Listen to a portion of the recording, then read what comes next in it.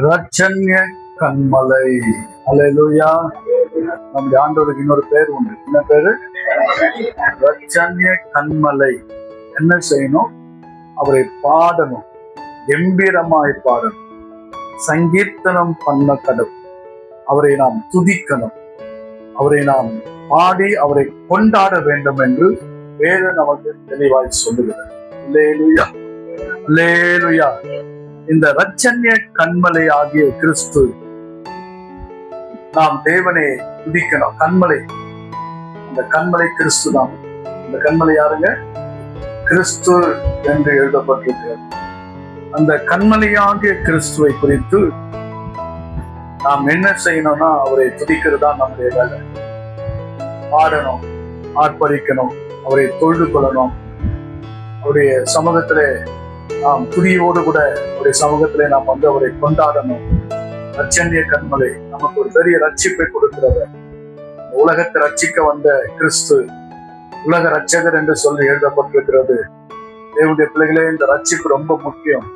இந்த கண்மலை, ரட்சண்ய கண்மலை என்று தாவீது சொல்லுகிறார். அடிக்கடியாக தாவீது அநேக இடங்களிலே கர்த்தர் என் கண்மலை, என் கேடகம், என் கோட்டை, என் துருகம் என்று சொல்லுவார். ஆனால் குறிப்பாக இந்த இடத்துல என்னுடைய ரட்சண்ய கண்மலை என்று சொல்லுகிறார். என்னை தப்புவிக்கிறவர், என்னை பாதுகாக்கிறவர், என்னை பராமரிக்கிறவர், என்னை வந்து போகையில வருகையிலையும் வந்து ஆண்டவர் என்னோடு கூட வருகிறவர். நான் எங்க போனாலும் அந்த கண்மலை என் கூடவே வருகிறது. சில மலை எல்லாம் இருக்கும், அது அங்கேயேதான் இருக்கும். வச்ச இடத்துல அந்த மலை இருக்கும், எங்க நகராது. அது வந்து இயற்கை. ஆனால் இந்த கண்மலை அப்படி இல்லை. நம்ம எங்க போனாலும் நம்மை பாதுகாக்கிற அந்த கண்மலை, ரட்சணை கண்மலை என்று எழுதப்பட்டிருக்கிறது. கிறிஸ்து மலையாக இருக்கிறார், கற்பாறையாக இருக்கிறார், அவர் நமக்கு மூளைக்கல்லாக இருக்கிறார். அப்படியே பிள்ளைகளே, இந்த ரட்சண்ய கண்மலை குறித்து வேதம் நமக்கு தெளிவாய் சொல்லுகிறது. அவருக்கு நாம் என்ன செய்யணும் அப்படின்னா துதி செய்யணும். போதும் நாம் அவரை துதித்து கொண்டே இருக்கணும், ஒரு ஆராதனை செஞ்சுட்டே இருக்கணும், அவரை நம்ம பாடிட்டே இருக்கணும். ஆண்டவருடைய நாமத்தை நாம் சொல்லி அவருடைய நாமத்தை புகழ்ந்து மகிமை அவருக்கு செலுத்தி கொண்டே இருக்கணும். மகிமை மகிமை என்று சொல்லி ஆண்டவருக்கு இந்த மகிமையை நாம் கொடுத்து கொண்டே இருக்கிறோம். காரணம் என்ன? அவர் நம்முடைய ரட்சண்ய கண்மலையாகிய கிறிஸ்து என்று சொல்லி எழுதப்பட்டிருக்கிறது. 2 சாமுவேலின் புத்தகம் 22ஆம் அதிகாரம் 47வது வசனத்தை படிச்சு பாருங்களா. 2 சாமுவேல் 22ஆம் அதிகாரம் 47வது வசனத்தை சீக்கிரம் படிங்க. என் ரட்சிப்பின் கண்மலையாகிய, அல்லேலூயா, ரட்சிப்பின் கண்மலை. அவருக்கு என்ன செய்யணும்? ஸ்தோத்திரம், ஸ்தோத்திரம். என் கண்மலை கிறிஸ்துவுக்கு ஸ்தோத்திரம், என் ரட்சண்ய கண்மலைக்கு ஸ்தோத்திரம் என்று சொல்லி நாம் ஆண்டவர் ரட்சண்ய கண்மலைக்கு அவ்வப்போது ஸ்தோத்திரம் செஞ்சுட்டே இருக்கணும். சுபாஷ் என்ன செய்யணும்? கண்மலை கிறிஸ்து ஆயுத நடக்கும் போது போகும்போது ஆண்டவரே உமக்கு ஸ்தோத்திரம், ஸ்தோத்திரம், ஸ்தோத்திரம், கூடவே வரீங்க, அதுக்காக உமக்கு ஸ்தோத்திரம், கூடவே இருக்கிறீங்க. ரட்சண்ய கண்மலைக்கு நாம் அவ்வளவு மகிமையை செலுத்தணும், அவருக்கு நாம் ஸ்தோத்திரம் செய்யணும். அவர் அடிக்கடியாய் தாவீது இவர்தான் அதிகமா பயன்படுத்தி இருக்கிறார். என் கண்மலை, என் கண்மலை, என் ரட்சணை கண்மலை என்று சொல்லி 18ஆம் சங்கீதத்துல பாருங்களா. சங்கீதம் 18ல 2வது வசனத்தை எடுத்தவங்க வாசிங்க. 2-3வது வசனத்தை படிங்க. 18ஆம் அதிகாரம் 2-3 வசனங்களை சீக்கிரம் படிங்க. கர்த்தர் என் கண்மலையும் என் கோட்டையும் என் ரட்சகரும் என் தேவனும் நான் நம்பி இருக்கிற என் துருகமும் என் கேடகமும் என் ரட்சண்ய கொம்பும் என் உயர்ந்த அடைக்கலமாக இருக்கிறார். துதிக்கு பாத்திராயிரு கர்த்தரை நோக்கி கூப்பிடுவேன். அல்லேலூயா. என்னெல்லாம் சொல்றாரு பாருங்க. கண்மலை, என் கோட்டை, என் துருகம், என்னுடைய அரண் என்றெல்லாம் ஆண்டவருடைய நாமத்தை அவர் போற்றிக் கொண்டே இருக்கிறார். அவர் சொல்லும் போது நான் அவரை துதிப்பேன். அல்லேலூயா. என் ரட்சணை கண்மலை என்ன செய்வேன்? நான் இன்னும் துதிப்பேன். நிறைய இடங்களில் இந்த கண்மலை குறித்து அவர் சொல்லப்பட்டிருக்கிறது. பாருங்க, ஏசையா தீர்க்க தரிசன புத்தகம் 1வது ரட்சணை கண்மலை. 2வதாக ஏசையா 26ஆம் அதிகாரம் 4வது வசனத்தை சீக்கிரம் படிச்சிருங்க. கர்த்தரை என்றென்றைக்கும் நம்புங்கள், நல்லா படிங்களா, சத்தமா கேட்கல.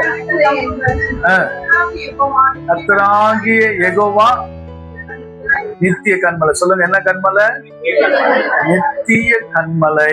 அவர் தான் நமக்கு நித்திய கன்மலை. தேவனுடைய பிள்ளைகள் என்றென்றைக்கும் இருக்கிறவர், நித்தியம் நித்திய காலமாய் இருக்கிறவர். வானம் பூமி அழிஞ்சிரும், உலகம் ஒரு நாள் அழிஞ்சிரும், ஆனா அவர் ஒரு நாளும் அழியாதவர். அதான் நித்திய காலமாக இருக்கிறவர், நித்தியத்துல இருக்கிற தேவன், நித்திய கன்மலை. அந்த நித்திய கன்மலை இடத்துல நம்பிக்கை வைக்கணும். அல்லேலூயா. நித்திய கன்மலை இடத்துல நாம் என்ன செய்யணும்? நம்பிக்கை வைக்கணும். ஆண்டவரே, நீங்க தான் நித்தியமானவர். மனுஷன் நேற்றுக்கு இருப்பாங்க, இன்னைக்கு இருக்க மாட்டாங்க, எல்லாம் மாறிடுவாங்க.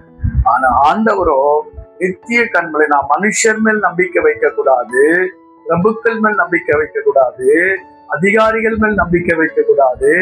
நித்திய கன்மலையின் மேலே நம்பிக்கை வைக்கணும். கர்த்தரை நம்புங்கள், தேவன் மேல் நம்பிக்கை வையுங்கள். கர்த்தருடைய பிள்ளைகளே, அவர் நம்புகிற யாராயிருந்தாலும் சரி, அப்படிப்பட்டவர்களை தேவன் அறிந்திருக்கிறார். அவர் நமக்கு நித்திய கன்மலையாக இருக்கிறார். நம்முடைய நம்பிக்கையை அவர் மேல வைக்கணும். ரட்சண்ய கன்மலை துதிக்கணும், ரட்சண்ய கன்மலை நம்ம போற்ற வேண்டும், அவருக்கு மகிமை செலுத்தணும். ஆனா நித்திய கன்மலையா இருக்க பாருங்க, அவர் மேல் நம்பிக்கை வைக்கணும். அல்லேலூயா. அவர் மேல் நாம் நம்பிக்கை வைக்கும் போது நம்பிக்கை உன்னை வெட்கப்படுத்தாது. அல்லேலூயா. பாருங்க, ஏசாயா தீர்க்கதரிசன புத்தகம் 33ஆம் அதிகாரத்தை திருப்பிக் கொள்ளுவோம். ஏசாயா தீர்க்கதரிசன புத்தகம் 33:16. சீயோனிலே 16 தானே? அவர் உயர்ந்த இடங்களில் வாசம் பண்ணுவார். உயர்ந்த அடைக்கலம். கன்மலை என்னது? அரணான உயர்ந்த அடைக்கலம். வசந்தம் என்ன படிங்க? அவன் உயர்ந்த இடங்களில் வாசம் பண்ணுவான். கண்மலைகள் அரண்கள், அரணான கண்மலை. அல்லேலூயா. மூணாவது என்ன? அரணான கண்மலை உங்களை உயர்த்தும். அரணான கண்மலை என்ன செய்யும்? நம்மளை உயர்த்தி கொண்டே நம்ம நினைப்போம், ஆண்டவரே எப்போது உயர்த்திங்க, நிச்சயமா சொல்றேன். அப்ப ஒரு நாள் வரும், ஒரு நேரம் வரும், ஆண்டவர் தீர் என்று சொல்லி என்னை உயர்த்துவார். ஆண்டவர் நீங்க இருக்கிற இடத்துல உயர்த்தப்படுவீங்க. என் ஜனங்கள் ஒரு நாள் அவர் தாழ்த்தப்பட இடம் கொடுக்கவே மாட்டார். அவர் தம்மை தாமே வெறுமையாக்கினார், தம்மை தாமே தாழ்த்தினார். பரலோகத்திலிருந்து கீழே வந்தார். எதற்காக தெரியுமா? நம்மளை உயர்ந்த அடைக்கலத்தில் வைக்க முடியாது. உங்களை உயர்த்த முடியாது. வேத வசனம் சொல்லுகிறது, பிள்ளைகளே, கர்த்தர் உங்களை உயர்த்துவார், கர்த்தர் உங்களை உயர்த்துவார், கர்த்தர் உங்கள் குடும்பத்தை உயர்த்துவார், கர்த்தர் உன் பிள்ளைகளை தேவன் உயர்த்துவார். வேலை ஸ்தலத்திலே நீ கர்த்தர் உங்களை உயர்த்துவார். கர்த்தருடைய பிள்ளைகளை சமுதாயத்திலே நீங்கள் உயர்ந்த நிலையில அந்தஸ்தில வருவீங்க. உன் தலையை தேவன் உயர்த்துவார், நிமிர செய்வார். உன் குடும்பத்தில் இருக்கிற பிரச்சனைகள் நீங்கும். உன் அவமானங்களை கர்த்தர் நீக்கி போடுவார். தேவ பிள்ளைகளை உன்னை தலை நிமிர செய்கிற தேவன். அரணான கண்மலை இருக்கிறது. அந்த கண்மலை உன்னை உயர்த்தி கொண்டே இருக்கு. எப்படி சிறியவனை அப்படியே குப்பையில இருந்து உயர்த்துறாரு பாருங்க, எளியவனை அப்படியே புழுதியிலிருந்து தூக்குறாரு பாருங்க. ஆண்டவர் எளியவனையும் அந்த சிறுமியானவனையும் ஆண்டவர் குப்பையிலிருந்து எடுத்து, புழுதிலிருந்து எடுத்து அவர் சிங்காசனத்துல கோபுரத்துல வைக்கிற ஆண்டவர். யோசப்பை பாருங்க, சிறைச்சாலையிலிருந்து சிங்காசனம். யோசப் எங்க போயிட்டாரு? சிறைச்சாலையிலிருந்து சிங்காசனம் கீழே பண்ணாரு. அல்லேலூயா. ஆண்டவர் சில வேலை அந்த உயர்வா பயங்கரமா இருக்கும். கர்த்தர் ஒரு மனுஷனை உயர்த்த நினைச்சிட்டாருன்னா யாரும் தடை செய்யவே முடியாது. அவ்வளவு மகிமையாய் தேவன் உயர்த்துவார். ஆடுகளுக்கு பின்னாடி போன இந்த தாவீதை ஆண்டவர் அரசனாய் கர்த்தர் மாற்றினார் அல்லவா? அரசனாக தேவன் மாற்றினார் அல்லவா? கர்த்தர் உங்களை நீங்கள் இருக்கிற எல்லாரும் ஆண்டவர் உங்களை உயர்த்த போகிறார். அல்லேலூயா. அடுத்ததாக பாருங்க, ஏசாயா தீர்க்கதரிசன புத்தகம் 48:21 படிங்க. ஏசாயா 48:21. ஹல்லேலூயா, ஹல்லேலூயா.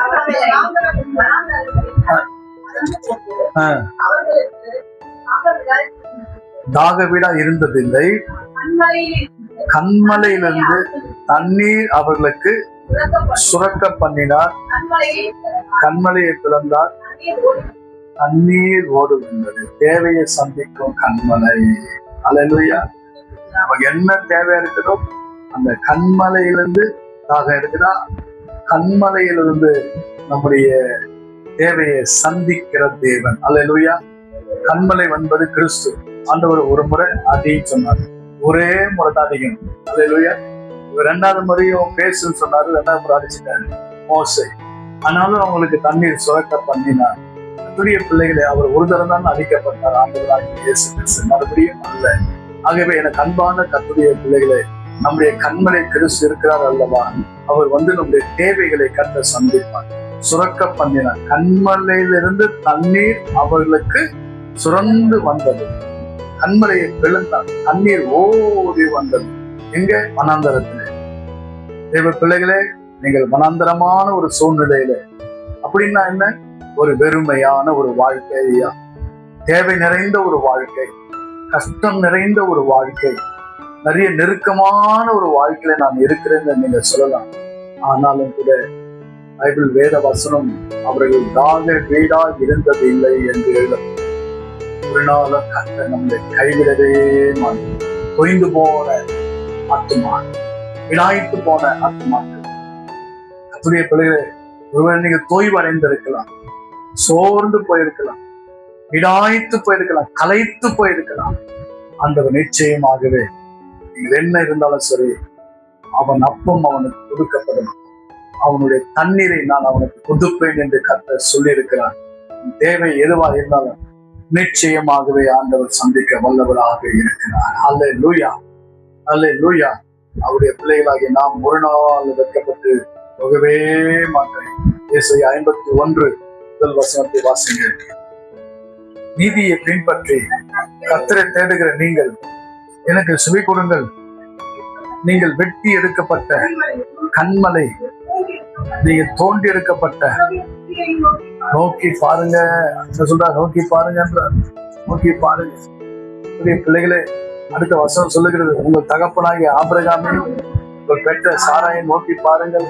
அவன் ஒருவனாய் இருக்கை அடைத்து ஆசீர்வதித்து ஆண்டவர் அழைத்தாரு, ஆசீர்வதிச்சாரு, பிறகு பண்ணார். 3 விஷயங்கள் ஆபிரகாமை குறித்து சொல்லப்பட்ட. அழைச்சாரு, ஆசீர்வதித்தாரு, பிறகு பண்ணினார்.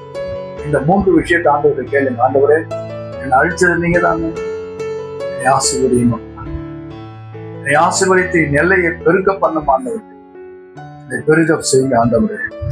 கண்மலையை நோக்கி பாருங்கள் என்று ஆபிரகாம் அந்த கண்மலை தான் நோக்கி பார்த்தார். மோசே அந்த கண்மலை தான் நோக்கி பார்த்தார்.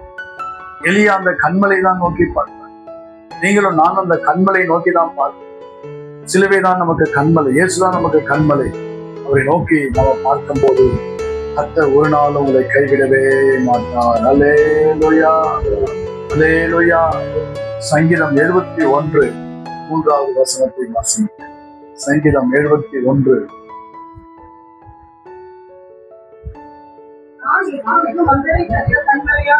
நான் எப்போதும் வந்தடையத்தக்க கண்மலையாக இரும். என்னை ரட்சிப்பதற்கு கட்டளையிட்டீரே. நீரே என் கண்மலையும் என் கோட்டையுமாக இருக்கிறீர். அல்லேலூயா. கர்த்தருடைய பிள்ளைகளே, நம்முடைய தேவன் எப்படிப்பட்டவராக இருக்கிறார்? நான் வந்தடையத்தக்க கண்மலை. அப்படின்னா என்ன? எனக்குன்னு ஒரு தஞ்சம் இருக்கு, எனக்குன்னு ஒரு அடைக்கலம் இருக்கு, தஞ்சம். நான் அடையத்தக்கதாக, நான் அடையத்தக்க எனக்குன்னு ஒரு கூடாரம் இருக்கு, இளைப்பாறுகிற ஒரு கூடாரம். நான் தங்கி தாபரிக்கிற ஒரு இடம், பாதுகாப்பான ஒரு இடம். கர்த்தருடைய பிள்ளைகளை இன்னும் சொல்ல போனா என் வீடுன்னு சொல்லலாம். நான் வந்தடையத்தக்க வீடு, கண்மலை நிற்கிற என் வீடு. அல்லேலூயா. என் வீடு, ஆலயம் என்பது என்னுடைய வீடு, என்னுடைய வீடு, கர்த்தருடைய வீடு என்னுடைய வீடாக இருக்கிறது. நாம் எப்போதெல்லாம் இந்த வீட்டுக்கு வருகிறோமோ அப்போதெல்லாம் கர்த்தர் நம்மோட பேசுறார். ஒரு அமைதி, ஒரு சமாதானம், ஒரு நிம்மதியை, நாம் நிம்மதி பெருமூச்சு பெறுகிறோம். பாருங்க, இந்த கண்மலையில தான் நம்ம வாசம் செய்ய முடியும், உலாவி வர முடியும், தங்கி தாம்பரிக்க முடியும். யோபு என்கிற பக்தன் சொல்றாரு பாருங்க, 39ஆம் அதிகாரம் 28வது வசனத்துல. யோபு புத்தகம் 39 28 படிங்களா? கர்த்தர் நல்லவர். அல்லேலூயா. அது கண்மலையும்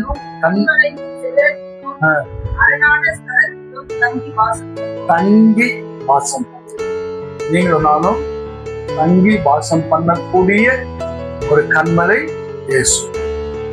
சீஷர்கள்லாம் கேட்டாங்க, பின்னாடியே போறாங்க சீஷர்கள். அந்த திரும்பி பார்த்து கேட்கிறாரு, என்ன தேடுறீங்க, எங்க வர்றீங்கன்னு கேட்கிறேன். ஆண்டவரே, நீங்க எங்க தங்கிருக்கிறீங்களோ நாங்க அங்க வரோம். அல்லேலூயா. எங்களுக்கு அடைக்கலம், எங்களுக்கு கோட்டை, எங்களுக்கு அரண் எல்லாமே நீங்க தான். உங்களை விட்டு நான் எங்கே போக முடியும்? நான் வந்து அடையத்தக்க கண்மலையாக இருக்கு. நான் வாசம் செய்கிற ஒரு இடம், வனவாசம். இந்த கண்மலையில தான் அந்த ஆடுகள் எல்லாம் மேயும், ஆடு மாடுகள்லாம் அந்த மேய்ச்சல் அடையும். இந்த கண்மலையில ஒரு வனவாசம் செய்யணும். ஆண்டவரே, நான் ஒரு வனவாசம் செய்யத்தக்க, நான் வந்தடையத்தக்க, எனக்கு ஒரு நிம்மதி பெருமூச்சு விட எனக்கு தஞ்சமாக இருக்கிற ஒரு வீடு என் கண்மலை. அல்லேலூயா. அடுத்த வருஷத்து கண்மலை தேனினால் நான் உணவு செய்வேன், திருப்தியாக்கு. சங்கீதம் 81:14 அதை திருப்தியாக்குற நம்முடைய கர்த்தர். அல்லேலூயா. அடுத்ததாக ஞான கண்மலை என்று சொல்லி எழுதப்பட்டிருக்கு. இந்த ஞான கண்மலை தான் ஆண்டவர் நமக்கு எல்லாவற்றையும் கடந்து வர, நமக்கு வேண்டியதெல்லாம் கர்த்தர் நம்ம வழிகாட்டுகிற அந்த கண்மலை. அடுத்த 95ஆம் சங்கீதத்தை நாம் திருப்பிக் கொள்வோம். சங்கீதம் 95ஆம் சங்கீதத்துல இன்னொரு காரியங்கள் இருக்கிறது. 6வது வசனத்தை படிங்க.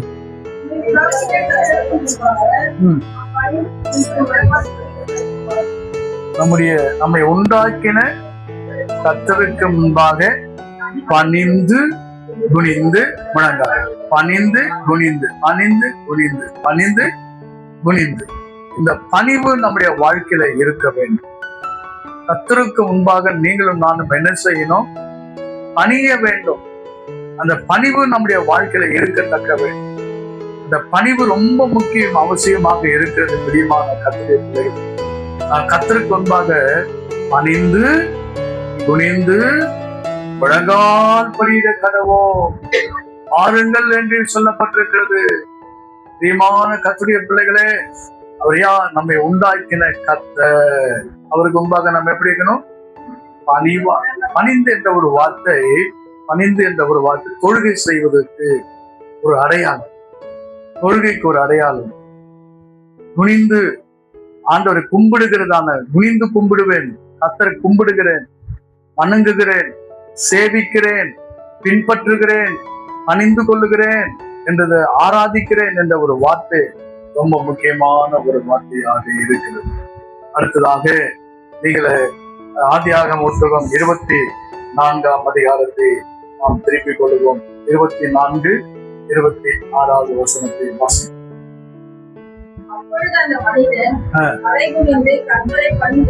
தலை குனிந்து பாருங்க, தலை குனிந்து கர்த்தரை பணிந்து.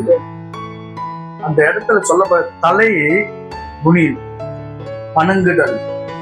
நம்முடைய தலையை அப்படியே பெண்ட் பண்ணும், அப்படியே பெண்ட் பண்ணி ஆண்டு முன்பாக அப்படியே குனிந்து கர்த்தருடைய நாமத்தை அவர் பணிந்து கொண்டான் என்று மிக அழகாக சொல்லப்பட்டிருக்கிறது. அது 24ஆம் அதிகாரம் 56வது வசனத்தை வாசிங்க. அதிகாரம் 24, 56. சீக்கிரம் படிக்கணும். கர்த்தர் என் பிரயாணத்தை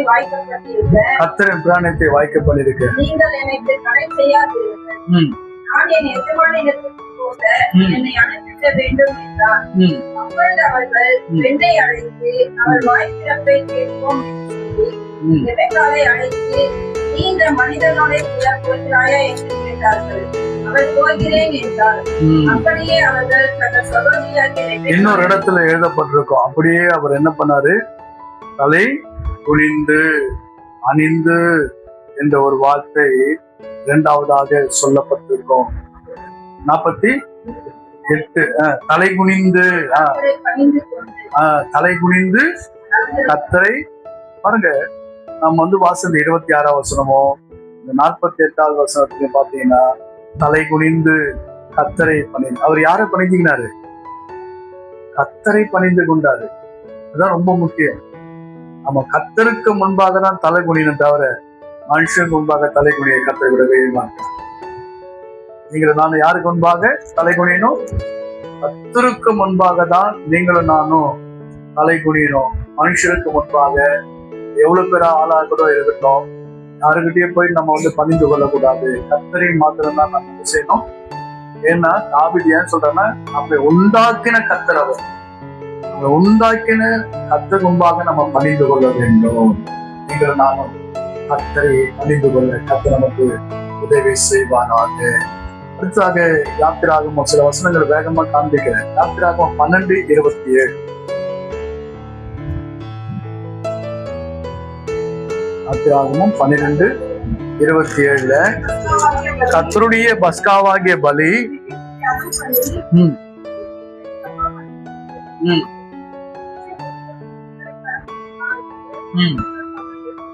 சொல்ல வேண்டும் என்றான். இது கர்த்தருடைய பஸ்கா பலி என்று சொன்ன உடனே ஜனங்க என்ன செய்யறாங்க? தலை வணங்கி இது பஸ்கா, இது கர்த்தருடைய பஸ்காவாகிய பலி, இது ஆராதனை, இது திருவிருந்து. ஊழியக்காரர் சொல்லுவாரு, இது பரிசுத்தமான ஆராதனை, இது நமக்கு பண்டிகை, இது கர்த்தர் கொடுத்த திருப்பலி. இது சொன்ன உடனே நம்ம என்ன செய்யணும்? ஒருமனப்பட்டு தலை வணங்கி கர்த்தரை பணியணும். எனக்கு அப்படிதான் செஞ்சாங்க. ஊழியக்காரர் மோசே சொல்லும் போது இது என்னன்னு கேட்கறாங்க. இது பஸ்கான்னு சொன்னார், பலின்னு சொன்னாரு. உடனே தலை குனிஞ்சு பணியணும். இல்லையா? அந்த பணிவு நம்முடைய வாழ்க்கையில எப்பவுமே நாம் இருக்க வேண்டும். அதே 33ஆம் அதிகாரம் 10வது வசனம், யாத்திராகமம் 33:10 பாருங்க. கர்த்தர் நல்லவர். ஜனங்கள் எல்லாரும் மேகஸ்தம்பம் கூடார வாசலில் நிற்க கண்டார்கள். ஜனங்கள் எல்லாரும் எழுந்திருந்து தங்கள் தங்கள் கூடார வாசலில் பணிந்து கொண்டார்கள். தங்கள் கூடார வாசலில் பணிந்து கொண்டார்கள். அல்லேலூயா. ஜனங்கள் மேகஸ்தம்பம் கூடார வாசலில் நிற்க கண்டார்கள். இது அடையாளம். பகலிலே மேகஸ்தம்பம், இரவிலே அக்னி ஸ்தம்பம். அந்த அக்னி ஸ்தம்பம் மேகஸ்தம்பம் வரும்போது அவங்க கூடாரத்தின் மேல நிற்கும். அப்படி நிற்கும் போது ஜனங்கள் எல்லாரும் எழுந்திருந்து, ஜனங்கள் எல்லாரும் என்ன செய்யணும்? எழுந்திருக்கணும். எழுந்திருந்து தங்கள் கூடாரங்களிலே வாசல்ல கர்த்தரை பணிந்து கொள்ளும். அவங்கவுங்க வீடுகளிலே, அவங்கவுங்க குடும்பத்திலே ஒரு குடும்ப ஜபம், அதிகாலை ஜபம், பகல் ஜபம், மாலை ஜபம், இரவு ஜபம். நீங்க உங்க கூடாரத்திலே ஒரு கூடார ஒரு ஆராதனை நீங்கள் வைக்க கர்த்தரை பணிந்து கொள்ளும். ஆமென் சொல்லுங்க. அல்லேலூயா, அல்லேலூயா. கர்த்தர் நல்லவரா, கர்த்தர் இரக்கமும் மன உருக்கமும் நீடிய சாந்தி. பாருங்க 34ஆம் அதிகாரம் 8வது வசனத்துல மோசே தீவிரமாக தரை மட்டும் குனிந்து பணிந்து. மோசே எவ்வளவு ஸ்பீடா இருக்காரு பாருங்க. தீவிரமாக லேட் பண்ணவே கூடாது. தாமதம் எப்பவுமே ஆண்டவருக்கு பிடிக்காது. தாமதம் ஆண்டவருக்கு பிடிக்காத ஒரு காரியம். எதை செய்தாலும் சீக்கிரமா செய்யணும். எதை செஞ்சாலும் நம்ம வேகமா செய்யணும். ஆலயத்துக்கு வருதா வேகமா வரணும். லேட் பண்ண, பாட்டு பாடுறதுக்கு லேட் பண்ணக்கூடாது, துதிக்க லேட் பண்ணக்கூடாது, ஜபம் பண்ண லேட் பண்ணக்கூடாது, வேதத்தை வாசிக்க லேட் பண்ணக்கூடாது, வேதத்தை அறிவிக்க சொல்ல நம்ம லேட் பண்ணக்கூடாது. எல்லாமே கர்த்தருடைய காரியத்திலே உற்சாகமா இருக்கணும், தீவிரமா இருக்கணும். பாருங்க, கர்த்தர் இறங்கி வந்துட்டாரா? மேல 5ஆம் வசனத்தை பாருங்க. கர்த்தர் ஒரு மேகத்தில் இறங்கிட்டார், வந்துட்டார். ஆண்டவர் வந்துட்டாரு. அவரே இறங்கி வந்திருக்காரு. மேகத்துல இறங்கி வந்துட்டு இருக்காரு, வந்து நிக்கிறாரு. என்ன செய்யணும்? கர்த்தரை பணிந்து கொள்ளணும். அவர் வேகமா வந்தபோது நாம வேகமா கர்த்தரை பணிந்து கொள்ள கர்த்தர் நமக்கு உதவி செய்வாராக. உபாகமம் 26:13. உபாகமம் 26ஆம் அதிகாரம்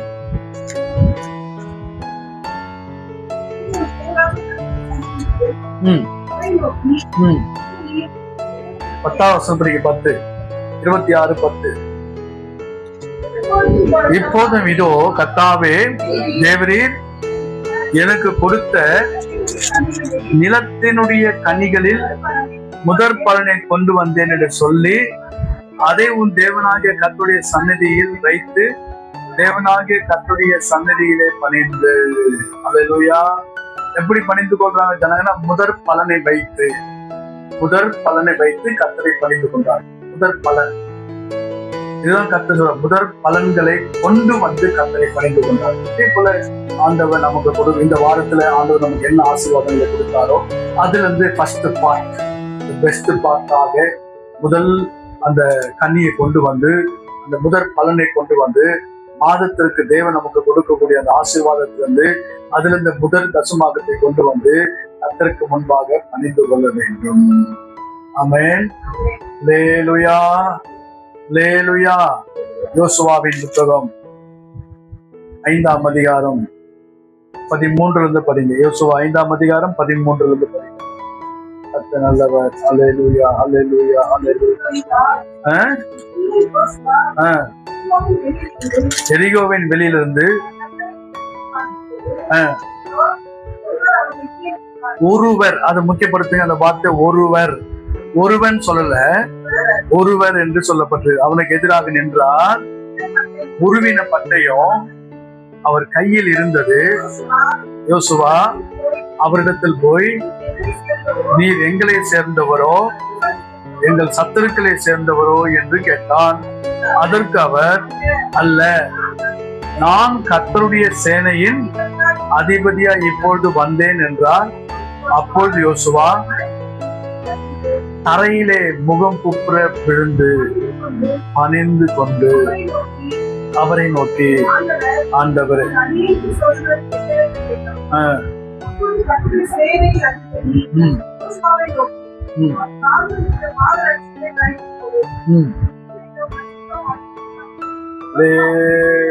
ஒருவர் என்று சொல்லப்பட்டிருக்கிறது. அந்த ஒருவர் யாருன்னா கர்த்தராகிய இயேசு கிறிஸ்து. தூதன் என்று சொன்னால் ஒரு தூதன் வந்தாரு அப்படின்னு சொல்லுவாங்க. ஆனா இங்கே ஒருவர், அவர் மதிப்பிற்குரிய நம்முடைய கர்த்தராகிய இயேசு கிறிஸ்து அங்க வந்து நிற்கிறார். யோசுவாவுக்கு முன்பாக யோசுவா என்ன செய்யறாருன்னா, தரையிலே மண் இருக்கு, மண் தரையிலே முகம் குப்புற விழுந்து, யோசுவா ஒரு பெரிய தலைவர், அவர் என்ன செய்யற, தரையிலே முகம் குப்புற விழுந்து பணிந்து கொண்டு அவரை நோக்கி பேச. அன்பான கர்த்தருடைய பிள்ளைகள், அது வெறும் தரையா இருக்கட்டும், அது மண்ணு தரையா கூட இருக்கட்டும், நாம் ஆண்டவரை பணிந்து கொள்ள, ஆண்டவர் சமூகத்துல நம்ம தரையில கூட விழுந்து பொருள நம்ம ஒப்பு கொடுக்கணும். ஆண்டவர் ஏன் தாவீது சொல்றார், நம்ம உண்டாக்கின கர்த்தருக்கு முன்பாக நாம் குனிந்து அணிந்து முழங்கால் இருக்கிறோம். ஆறுங்கள். அல்லேலூயா. யோபு என்ன சொல்றா தெரியுமா? 11ஆம் அதிகாரம், யோபின் புத்தகம் 11:20.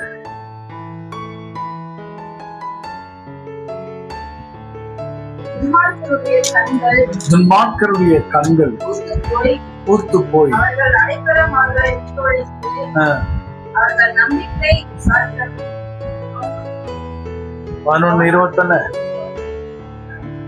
துன்மார்க்கருடைய கண்கள்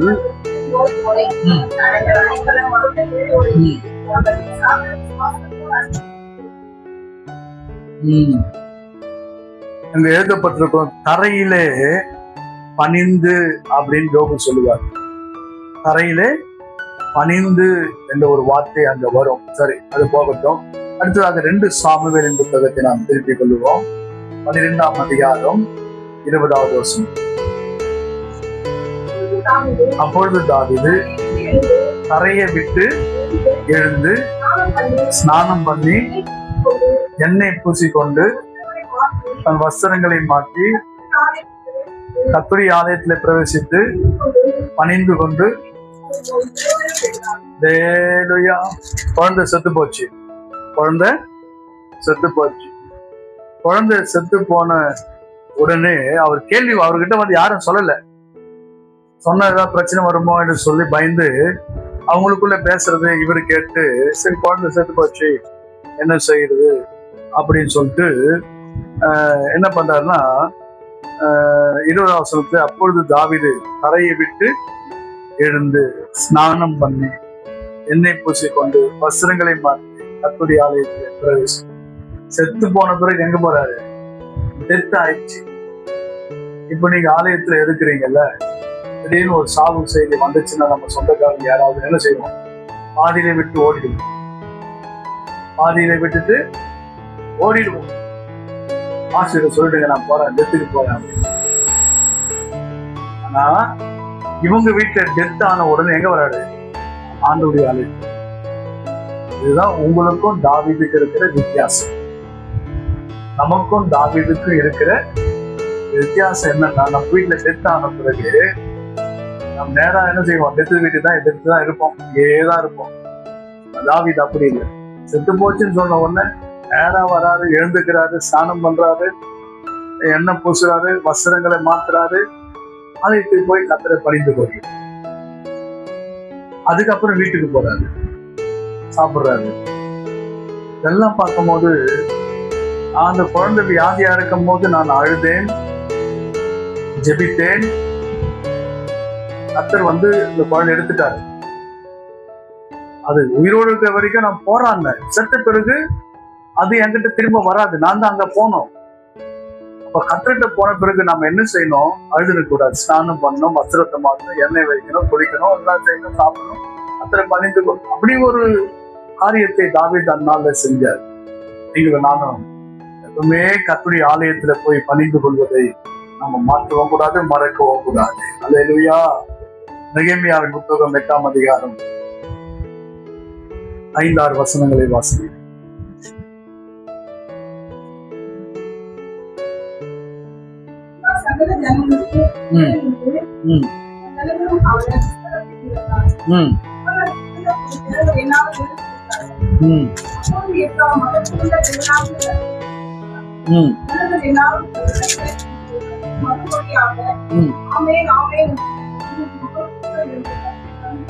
ஆமேன் ஆமேன் என்று சொல்லி குனிந்து முகம் குப்புற விழுந்து கர்த்தரை பணிந்து கொண்டார்கள். எப்படி சொன்னாங்க? ஆமேன் ஆமேன். பைபிளை திறந்து வாசிக்கிறாரு. வாசிக்கப்படும் போது நீங்கள் தான் என்ன செய்யணும்? கர்த்தரை ஸ்தோத்தரிக்கணும். அப்படியே கைகளை குவித்து, ஜனங்கள் எல்லாரும் தங்கள் கைகள் என்ன செய்யறாங்க? அப்படியே குவித்து அதற்கு மறுமொழியாக ஆமேன் ஆமேன் என்று சொல்லி கர்த்தரை அப்படியே அவங்க குனிந்து முகம் குப்புற விழுந்து கர்த்தரை பணிந்து கொண்டார்கள். அடுத்து 9ஆம் அதிகாரம், நெகேமியா புத்தகம் 9ஆம் அதிகாரத்துல 2-3 வசனங்களை வாசிங்க.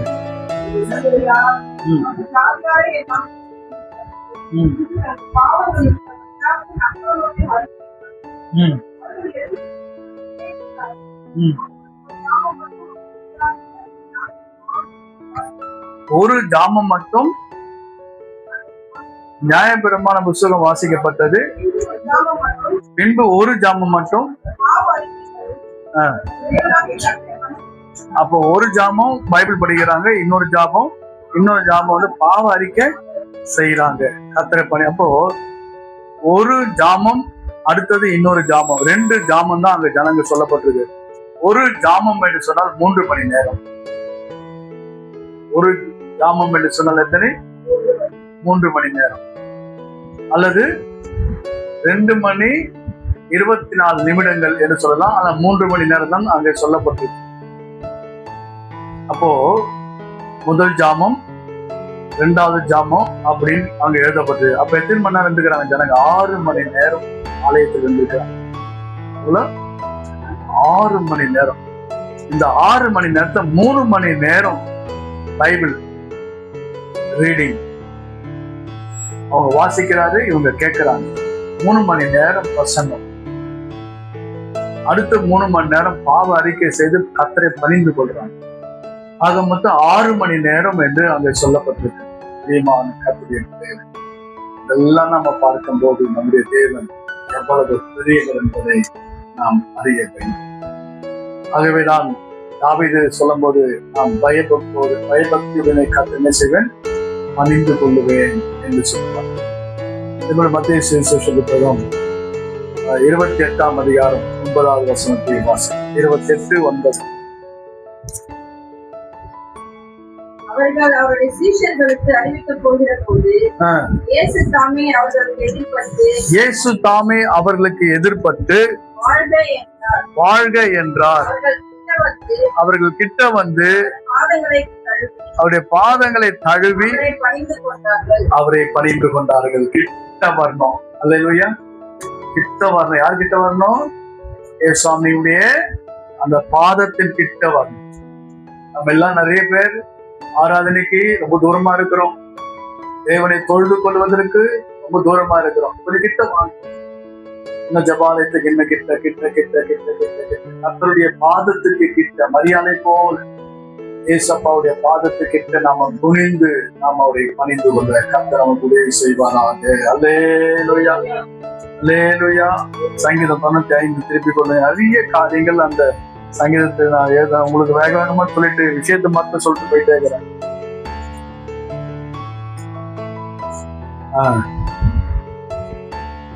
7ஆம் வசனம். அவர் நம்முடைய தேவன், நாம் அவர் மேய்ச்சலின் ஜனங்களும் அவர் கைக்குள்ளான ஆடுகளும். நீங்கள் நாம் யாருங்க? ஆடுகள். கர்த்தர் என் மேய்ப்பராய் இருக்கிறார், நான் நீங்கள் ஆடு.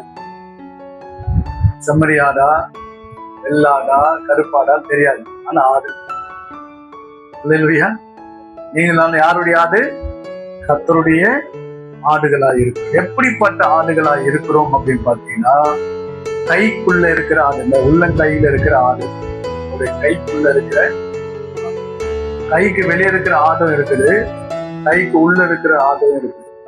இப்ப கைக்கு உள்ள இருக்கிற ஆடு என்னன்னா, அவர் சொற்படி செய்கிற ஆடு, அவருக்கு அடங்கி இருக்கிற ஆடு. கைக்கு வெளியே இருக்கிற ஆடு என்னன்னா, அது அப்படியே எஸ்கேப் ஆகிற ஆடு. அல்லேலூயா. கட்டுப்பாட்டுக்குள்ளே, இந்த கட்டுப்பாடுக்குள்ள ஆண்டவுடைய கட்டுப்பாடு சில பேர் இருக்கும். அந்த கட்டுக்குள்ள அடங்காத ஆடு வெளியே இருக்கும். வெளியே போச்சுன்னா அடுத்த வீட்டு சோர் மேல ஏறும், அடுத்த வீட்டு பிரச்சனைக்கு போகும், ஊரார் பிரச்சனைக்கு ஓடும். இது அடங்காத ஆடு. இது அடங்காத ஆடு. நீங்களும் நானும் ஆண்டவருடைய கைக்குள்ள இருக்கிற ஆடு. சில பிரச்சனைகள் வரும்போது தாவீது சொல்லுவார், ஆண்டவரே நான் உங்க கையில விடுறேன் அப்படின்னு. நான் உங்க கையில நல்லதோ கெட்டதோ, எனக்கு ஜீவன் கொடுத்தாலும் சோத்திரம், ஜீவன் எடுத்தாலும் சோத்திரம், நான் மனுஷன் கையில விட மாட்டேன், உங்க கையில வர அப்படின்னு. அப்போ நீங்களும் நானும் யார் கையில வரணும்னா, ஆண்டவரே என்னை உள்ள கையில மறைந்திருக்கீங்க, நான் உங்க கைக்குள்ள வர ஆண்டவரே. என்னை நியாயம் தீர்க்கிறவர் நீங்க, என்னை விசாரிக்கிறவர் நீங்க, என்னை பாதுகாக்கிறவர் நீங்க. பாருங்க, தாவீது சொல்றாரு, ஒரு விசை என் ஆட்டை அடிக்கும்படி சிங்கம் வந்தது, ஒரு விசை ஒரு கரடி வந்தது. தாவீது விட்டாரா? வெளியே அந்த சிங்கத்தை ஓடி போய் அடிச்சு அந்த வாயில் இருக்கிறதான அந்த ஆட்டை அவர் காப்பாற்றினார். அதே போல கரடி வந்தது, ஆடை கவிக்கொண்டு போனது, ஓடி அதையும் அடிச்சு அந்த ஆட்டை காப்பாற்றினார். நம்மை காப்பாற்றக்கூடிய ஒரே நபர் இயேசு கிறிஸ்து. அல்லேலூயா. ஆடுகளாகிய நமக்காக பரிதபிக்கிறவர் இயேசு கிறிஸ்து. இந்த ஆடுகளை நம்மை விசாரிக்கிறவர் இயேசு கிறிஸ்து. ஆகவே அவருடைய கைக்குள்ளாக நீங்களும் நானும் இருக்கணும். பாருங்க, 1 பேதுரு 5ஆம் அதிகாரம் 7ஆம் வசனம். கைக்குள் அடங்கிருங்க. அந்த ஆடு அடங்கி இருக்கு. வளர்த்த கைக்குள்ள ரொம்ப அடக்கமா இருக்கு, அடங்கி இருக்கிறதான ஆண்டவர் சமூகத்துல அவரோடு கூட நாம் அடக்கமாக அடங்கி இருந்தால் ஏற்ற காலத்துல கர்த்தர் நம்மளுக்கு ஆகாரு அடங்காம வெளியே ஓடி வந்துட்டான். எங்க போனோம்னு தெரியல, என்ன செய்ய போறோம்னு தெரியல. ஆண்டவர் சொல்றார், ஆகாரே நீ போய் உன் நாச்சியாதே அந்த கையின் கீழாக அடங்கிடு, நான் உன்னை ஏற்ற வேலையில ஆசீர்வதிப்பேன், ஏற்ற வேலை உங்களை உயர்த்துவேன். நமக்கான ஒரு நேரம் வருகிற வரைக்கும் நாம் அடங்கி இருக்கணும். அடங்கி இருக்கிற ஆடுகள். அல்லேலூயா அல்லேலூயா. அடங்கி இருக்கிறதான ஆடுகளாக நீங்களும் நானும் இருக்க வேண்டும். திருப்பிள்ளைகள் ஏசையா தீர்க்கதரிசன புத்தகம் 13 ஒரு வசனம் இருக்கு, 13ஆம் அதிகாரம் நினைக்கிறேன். வாசிக வசனம் 14.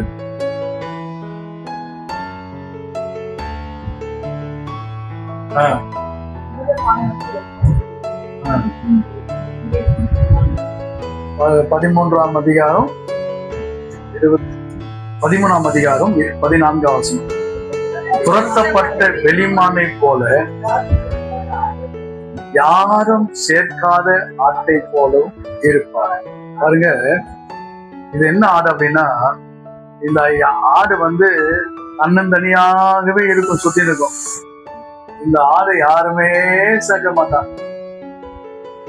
இந்த ஆடு என்ன செய்ய மாட்டாங்க?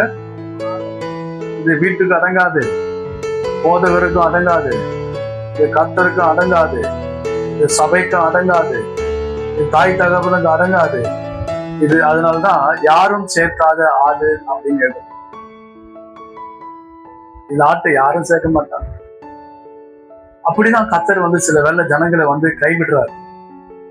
கீழ்ப்படியில, சொல்ற பேச்சு கேட்கல, ஆண்டவர் துரத்திட்டாரு. அப்போ அவர் துரத்தப்படும் போது குருவி தன் கூட்டை விட்டு அலைகிற, அந்த கூட்டை விட்டு அலைகிற குருவி எப்படி இருக்கிறதோ அப்படியே தன் ஸ்தானத்தை விட்டு அலைகிற மனுஷனும் இருக்கிறான் என்று எழுதப்பட்டிருக்கு. இப்ப இளையகுமாரன் கூட்டை விட்டு வெளியே போனாரு, அலைகிறாரு. ஸ்தானத்தை விட்டு வெளியே போயிட்டாரு, அலைகிறாரு. யாராவது இடம் கொடுத்தாங்களா? யாராவது சேர்த்துக்கினாங்களா? யாருமே இடம் கொடுக்கல, யாருமே சேர்க்கல. அது கர்த்தரை விட்டு போயிட்டோம்னா நம்முடைய நிலைமையும் அப்படிதான் இருக்கும். நம்முடைய நிலைமையும் அப்படிதான் இருக்கும். ஸ்தானத்தை விட்டு அலைகிற மனுஷன், கூட்டை விட்டு அலைகிற குருவி எப்படி இருக்கிறதோ அப்படியே தன் ஸ்தானத்தை விட்டு அலைகிற மனுஷனும் இருக்கிறான் என்று சொல்லப்படுது. யாரும் சேர்க்காத, அடங்காத, கீழ்ப்படியாத அப்படிப்பட்ட ஒரு ஆடுகளாக நாம் இருக்கவே கூடாது. அல்லேலூயா. சங்கீதம் 79, சங்கீதம் 79 13வது வசனத்தை வாசிங்க.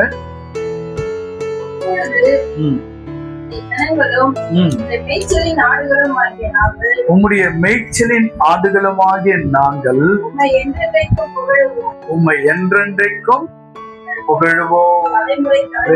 தேவனை புகழ்கிற ஆடு, தேவனை மாத்திரம் புகழ்கிற ஆடு என்று சொல்லப்பட்டிருக்கிறது. என் ஜனமே, கர்த்தருடைய பிள்ளைகளே, நீங்களும் நானும் கர்த்தரை புகழ்கிற ஆடாக இருக்கணும். வழி தப்பி போன ஆடு இருக்கு, அதான் காணாமற் போன ஆடு தேடி ஆண்டவர் வராது. அது வழி தப்பி போச்சு. கர்த்தருடைய பிள்ளைகளே, நம்ம எல்லாரும் கூட்டி சேர்க்க நம்முடைய ஆண்டவர். யோவான் சுவிசேஷ புத்தகத்தை ஒரு வார்த்தை இருக்கு, நான் சொல்லி நான் முடிச்சிடுறேன். 10ஆம் அதிகாரம், யோவான் 3ஆம் அதிகாரம், 10ஆம் அதிகாரம் 3வது வசனம்.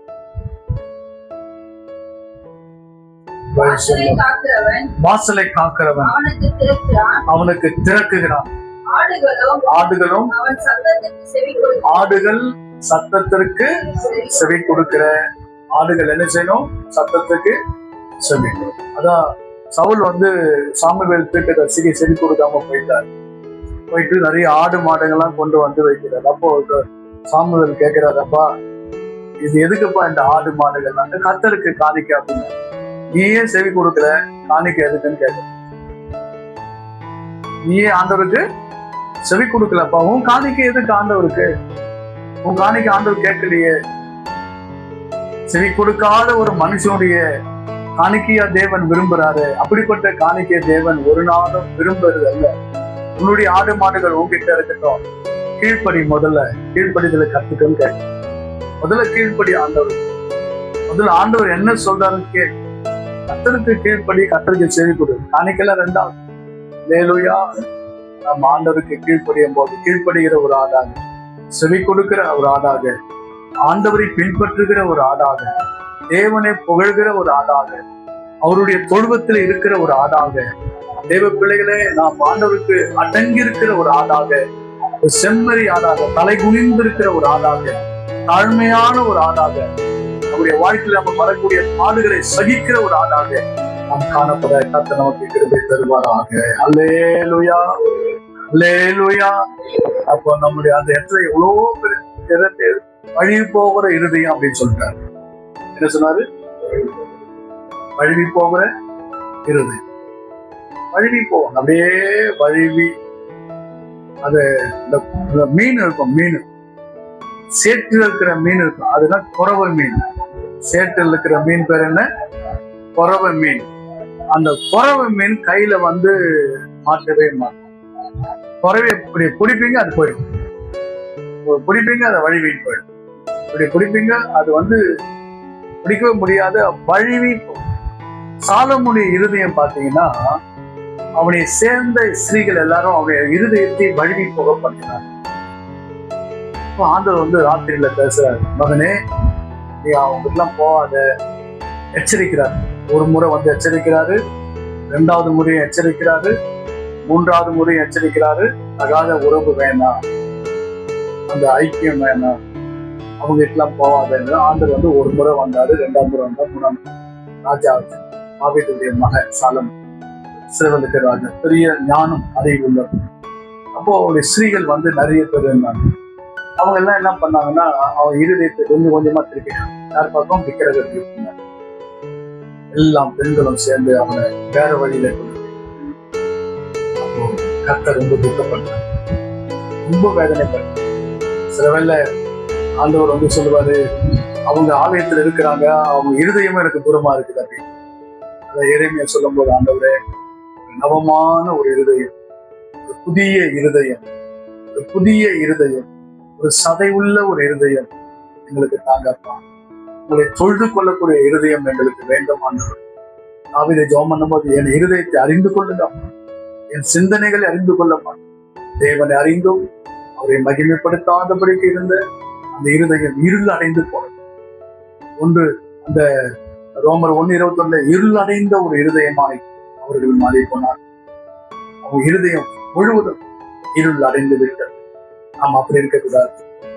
கடினமுள்ள ஒரு இருதயமாக, கொல்லாத ஒரு இருதயம் நமக்குள்ள வரவே கூடாது. கர்த்தருக்கு முன்பாக அவருக்காக காத்திருக்கிற ஒரு இருதயம், அவரை பணிந்து கொள்ளுகிற ஒரு இருதயம், அவரை புகழ்கிறதான அந்த இருதயம் நமக்கு வேண்டும். அல்லேலூயா. அப்படிப்பட்ட இருதயம் தான் கர்த்தர் எங்களுக்கு எதிர்பார்த்து கொண்டிருக்கிறார். கர்த்தர் அந்த உள்ளத்திலே வாசம் பண்ண அவர் விரும்புகிறார். அப்படியே நாம் கண்களை மூடி ஆண்டவருக்கு முன்பாக நாம் ஒப்பு கொடுத்து ஒரு நிமிடம் நாம் ஜெபிக்க போகிறோம். கர்த்தர் நல்லவர். அல்லேலூயா.